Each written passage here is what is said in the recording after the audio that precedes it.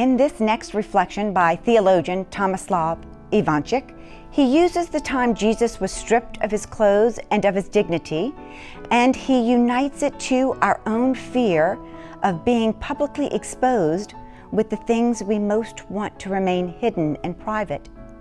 It is one of the most powerful reflections I've ever read. Listen as Jesus says, "I endured being stripped of my clothes, being deprived of my most intimate things. I let it happen that they ignored my sense of shame and invaded my privacy." You want to have at least some tiny sphere for yourself, some area that belongs to you only, that must not be invaded by anybody else. You want to have something that nobody must see, otherwise your dignity would be offended. You are prepared to guard it and to hide it from anybody else's eyes. You are convinced you have a right to it. You want to keep it at all costs, as it is your most intimate possession, and you are ready to fight for it. But there is the moment when there is no chance for you to save anything for yourself. There are situations when you must let everything go. There will be nothing left to you for yourself. You are deprived of everything. You have to get through this cross. Give everything to God. We, my Father and I, will remain your most intimate and untouchable sphere. It is not only a cross when your body is violently stripped of clothes, it is much more painful when your soul is stripped.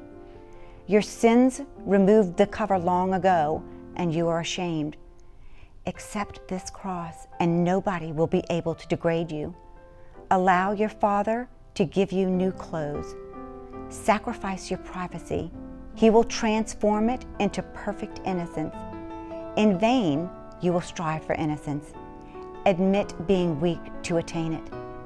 This is the cross of man's disregarded sense of shame, the cross of man's longing for innocence, the cross of man's fear that anybody might learn of his guilt. Accept this cross and you will meet me. Your fear will dissolve. Admit being weak. Admit being what you are, a man or woman degraded by sin. If you admit that, nobody will ever be able to harm you.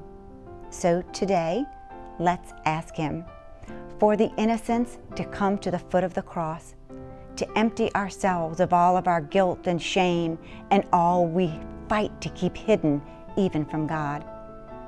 Fit our bodies and souls with new clothes so that you and your Father will remain our most intimate and untouchable sphere. I hope you're choosing to make this a great day, and I'll see you next time.